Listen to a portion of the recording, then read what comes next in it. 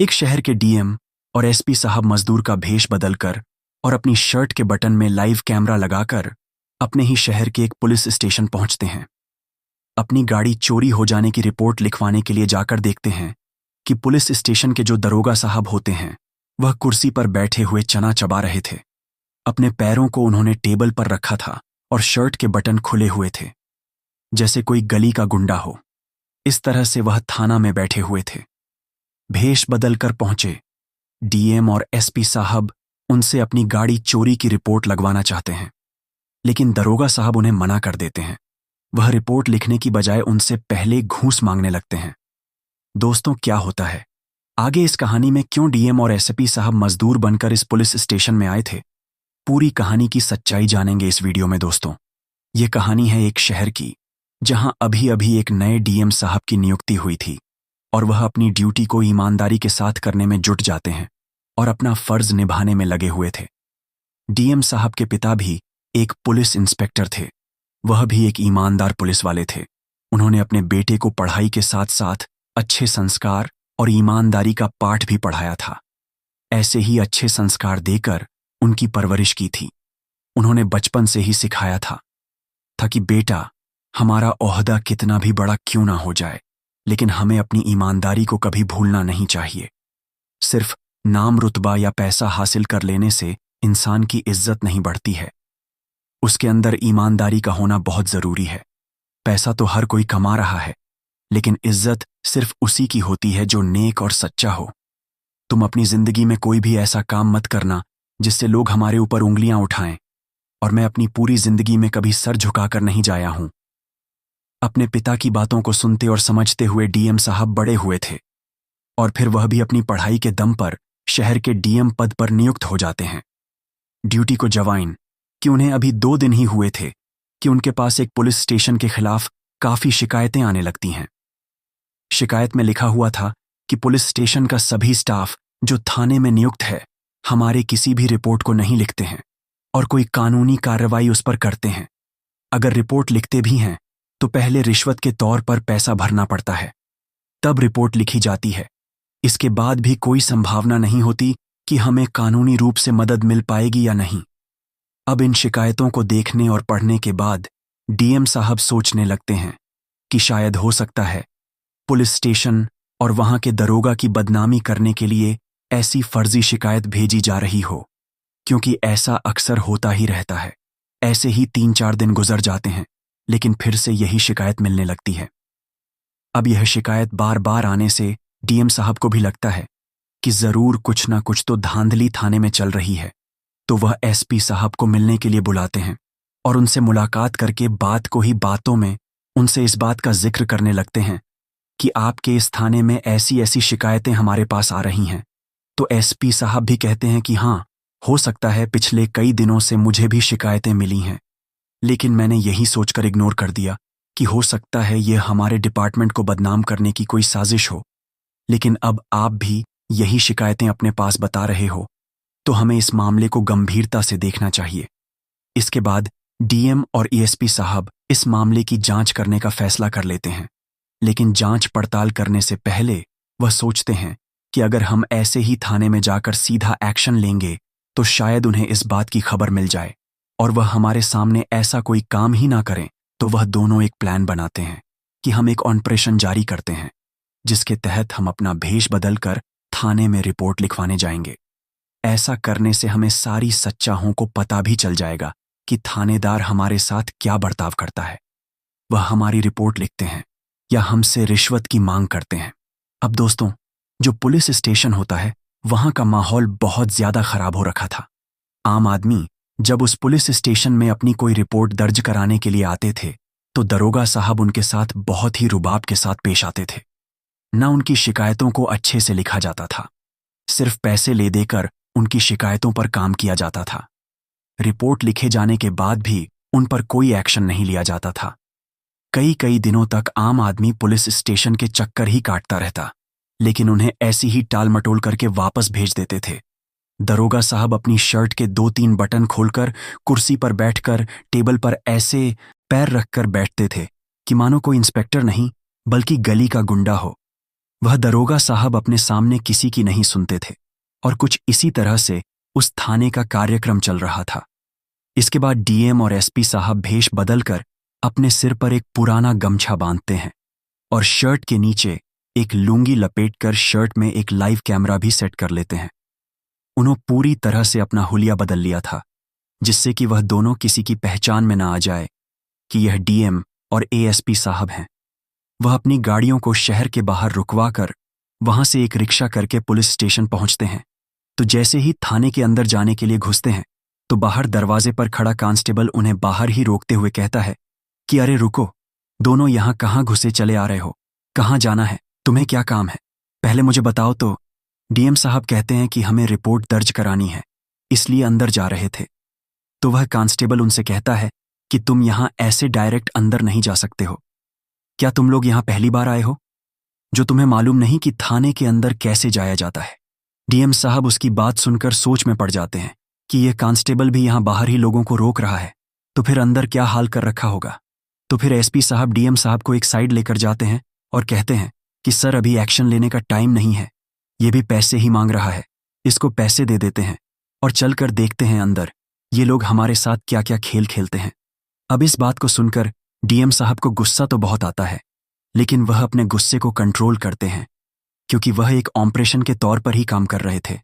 फिर वह अपनी शर्ट की जेब से 100 का नोट निकालकर कांस्टेबल को दे देते हैं।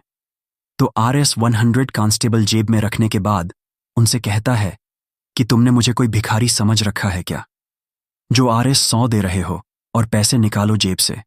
तो डीएम साहब गुस्से से लाल हो जाते हैं, लेकिन एसपी साहब उनके कंधे पर हाथ रखते हैं और फिर आपने जेब से एक और 100 का नोट निकालकर उस कांस्टेबल को देते हुए बोलते हैं कि साहब, हम गरीब लोग हैं, इससे ज्यादा हमारे पास और पैसे नहीं हैं। अगर आज हमारी रिपोर्ट ना लिखी गई तो हमारा बहुत बड़ा नुकसान हो जाएगा। तो कांस्टेबल कहता है ठीक है, अंदर चले जाओ, वहां केबिन में सब बैठे हुए हैं, उनको अपनी समस्या बता देना और रिपोर्ट लिखवा देना। तो डीएम और एसपी साहब एक दूसरे का मुंह देखते हैं, फिर वहां से सीधा केबिन के अंदर चले जाते हैं जहां दरोगा साहब बैठे हुए थे। अब केबिन के अंदर का नजारा देखकर भी वह गुस्से में लाल पीले हो जाते हैं। वह देखते हैं कि वहां का दरोगा कुर्सी पर बैठे हुए चना चबा रहा है, पैरों को उसमें टेबल के ऊपर रख रखा है। उन दोनों के अंदर आने के बाद वह अपने पैरों को हटाकर उन्हें देखता है और बोलता है कि हाँ भाई बोलो, क्या काम है, किस लिए आए हो? यहां तो डीएम साहब जो मजदूर के भेष में थे हाथों को जोड़ते हुए कहते हैं कि सरकार, हमारी ऑटो रिक्शा चोरी हो गई है, उसी की रिपोर्ट लगवाने के लिए आए हैं। आप जल्द से जल्द हमारी रिपोर्ट लिखकर हमारे ऑटो रिक्शा को ढूंढने में हमारी मदद कर दीजिए। मैं बहुत गरीब आदमी हूं, उसी ऑटो रिक्शा को चलाकर अपने परिवार का पालन पोषण करता हूं। अगर वह रिक्शा जल्दी नहीं मिल पाया तो मैं अपने परिवार का पेट नहीं भर पाऊंगा। हम बड़ी चुनौती से गुजर रहे हैं। तो दरोगा साहब गुस्से से चिल्लाते हुए बोलते हैं कि तुम लोग सुबह से कहां मर गए थे जो शाम के वक्त हमें परेशान करने के लिए आए हो? तो वह कहते हैं कि सर, सुबह से हम खुद ही अपने रिक्शे को ढूंढने में लगे हुए थे ताकि हमें हमारा रिक्शा मिल जाए और हमें पुलिस स्टेशन के चक्कर ना काटने पड़े, लेकिन रिक्शा पूरे शहर में कहीं नहीं मिल पा रहा है। अब हम आपसे दरखास्त करते हैं कि आप हमारे रिपोर्ट लिख लीजिए और हमारे रिक्शा को ढूंढने में हमारी सहायता कर दीजिए। तो दरोगा साहब कहते हैं कि देखिए, ऐसे तो अब तुम्हारे रिपोर्ट नहीं लिखी जा सकती है, शाम हो चुकी है, हमारे लिए शाम का कोई इंतजाम उन्हें कुछ समझ नहीं आता है। वह गुमसुम होकर खड़े उसे दरोगा की तरफ देखने लगते हैं। तभी एसपी साहब दरोगा से कहते हैं कि सरकार, हमें आपकी बात कुछ समझ नहीं आई, आप क्या कहना चाहते हो? इतना सुनते ही जो दरोगा साहब थे वह गुस्सा हो जाते हैं और बाहर कहां से कांस्टेबल को आवाज लगाते हुए कहते हैं कि इन दोनों को थाने से धक्का मारकर बाहर निकालो। इन भिखमंगा को तुमने अंदर आने कैसे दिया है? इसके बाद कांस्टेबल उन दोनों के हाथ पकड़कर उन्हें बाहर खींच कर ले जाता है और बाहर लाकर उन्हें समझाता है कि देखो, अगर तुम्हें अपनी रिपोर्ट लिखवाना है तो इसके लिए तुम्हें पहले दरोगा जी की कुछ ना कुछ तो सेवा पानी करनी होगी। सेवा पानी किए बगैर तुम्हारी कोई रिपोर्ट नहीं लिखी जा सकती। अपना फालतू का समय खराब मत करो, जल्दी से कुछ पैसा जमा कराओ और अपना काम बनाओ। अब इतना सुनने के बाद डीएम और एसपी साहब फिर से केबिन के अंदर जाते हैं और दोनों ही अपनी अपनी शर्ट की जेब से कुछ पैसे निकालते हैं और दरोगा की टेबल पर रख देते हैं। तकरीबन हज वह टेबल पर रखने के बाद हाथ जोड़कर खड़े हो जाते हैं। कहते हैं कि हमारे पास सिर्फ इतनी ही पैसे बचे हैं, इससे ज्यादा अब हमारे पास कुछ नहीं है। अब जैसे ही दरोगा साहब पैसों को टेबल पर रखा देखते हैं तो गुस्से में गर्मा करर बोलते हैं कि सिर्फ इतने कम पैसों से तुम्हारी रिपोर्ट कैसे लिखी जा सकती है। तुम्हारे ऑटो रिक्शा को शहर में ढूंढने के लिए बहुत खर्चा आएगा, गाड़ी को इधर से उधर घूमना पड़ेगा, पेट्रोल लगेगा और हमें भी बहुत परेशानियां झेलनी पड़ेंगी। तुम्हें अभी और पैसों का इंतजाम करना पड़ेगा, इसके बाद ही तुम्हारी रिपोर्ट लिखी जाएगी। तो यह सब बातें सुनने के बाद एसपी साहब बोल पड़ते हैं कि सर, आपको सरकारी तनख्वाह तो मिल रही है ना, हम लोगों की परें सुलझाने के लिए, हमारी रिपोर्ट लिखकर हमारी सहायता करने के लिए आप लोग हमसे हर काम के लिए पैसा क्यों मांग रहे हो? अब इस बात को सुनने के बाद ही दरोगा साहब अपनी कुर्सी से उठकर खड़े हो जाते हैं। उनका गुस्सा 7वें आसमान पर पहुंच चुका था। वह चिल्लाते हुए कहते हैं कि अब तू मुझे कानून का पाठ पढ़ाए। क्या अभी रुक, मैं अभी तेरे को बताता हूं और दिखाता हूं कि कानून अपना काम कैसे से करता है। तभी बाहर से तेज सायरन की आवाज में पूरे पुलिस स्टेशन में घूमने लगती है और 2 सरकारी गाड़ियां पुलिस स्टेशन के बाहर आकर रुकती हैं। अब जैसे ही दरोगा साहब डंडा लेकर एसपी साहब के पास पहुंचता है तो तुरंत जो गाड़ियां आई थीं उनमें से डीएम साहब की टीम निकालकर थाने को चारों तरफ से घेर लेती है। कुछ लोग थाने के अंदर आ जाते हैं तो वह लोग अंदर जाकर दरोगा को बताते हैं कि खबरदार, एक कदम और आगे बढ़ाने से पहले यह जान लो, जो तुम्हारे सामने शख्स खड़ा है वह यहाँ के एएसपी साहब हैं और जो दूसरे वाले वह डीएम साहब हैं। तुमने आज जो कुछ भी इनके साथ यहाँ बर्ताव किया है उस सभी का वीडियो रिकॉर्ड हो चुकी है और वह लाइव हेडक्वार्टर में देखी जा रही है।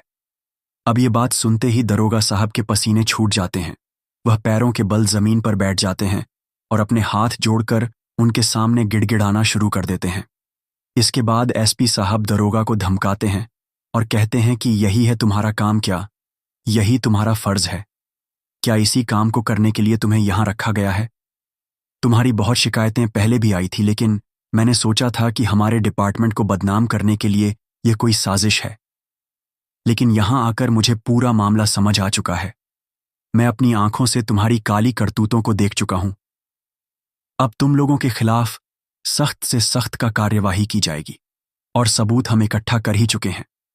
इसके बाद डीएम और एसपी सब उनके खिलाफ कोर्ट में केस दर्ज करते हैं।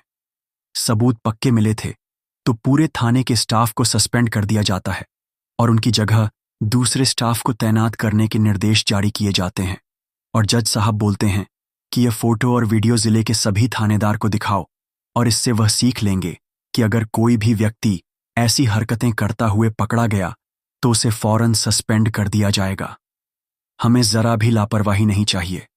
पहले ही पुलिस वालों को बहुत बदनाम किया जाता है, इसके बाद यह खबर सुनते ही पूरे जिले में इसकी हलचल मच जाती है। डीएम साहब भी थानेदार को सख्त निर्देश देते हुए कहते हैं कि अगर ऐसा मामला किसी दूसरे थाने में देखने को मिला तो उनको इसे भी बुरा अंजाम भुगतना पड़ेगा। जैसा करेगा उसे एक दिन वैसा ही मिलेगा। वह कहते हैं कि अपनी पर्सनालिटी को बढ़ावा दें और हमारा जो कर्तव्य है उसका पालन करें। ऐसी हरकतों से हमारा डिपार्टमेंट बहुत बदनामी झेल आ रहा है। हमें इसमें सुधार की आवश्यकता है। इसके बाद जब यह बात डीएम साहब के पिता को पता चलती है तो उनका सिर गर्व से ऊंचा उठ जाता है कि उनका बेटा भी अपना फर्ज खूब ईमानदारी से निभा रहा है और यह काम करके उसने समाज में एक अच्छा संदेश दिया है। इस संदेश से सभी अधिकारियों को ईमानदारी की सीख लेनी चाहिए। डीएम साहब के पिता अपने बेटे की ईमानदारी पर बहुत गर्व महसूस कर रहे थे और वह जब भी डीएम साहब को देखते हैं तब उनका सी गर्व से चौड़ा हो जाता था कि उन्होंने एक ईमानदार बेटे की तरह उसकी परवरिश की। तो दोस्तों, ये थी आज की कहानी जिसमें डीएम साहब के पिता ने उन्हें हमेशा ईमानदारी पर कायम रहने की सीख दी और उन्होंने भी आगे चलकर ईमानदारी की मिसाल को कायम कर दिया। लोगों की सेवा में लगे रहे और एसपी साहब के साथ मिलकर ऑपरेशन जारी रखा। शहर को रिश्वतखोरी से आज़ादी दिलाई। आप क्या कहना चाहोगे डीएम और एसपी साहब के बारे में? आपकी जो भी राय है कमेंट करके अवश्य बताइए। अगर वीडियो आपको ज़रा भी पसंद आई हो तो वीडियो को एक लाइक कर दीजिए और चैनल को सब्सक्राइब कर लीजिए। मिलते हैं फिर से एक नई और इंटरेस्टिंग कहानी के साथ। तब तक के लिए धन्यवाद।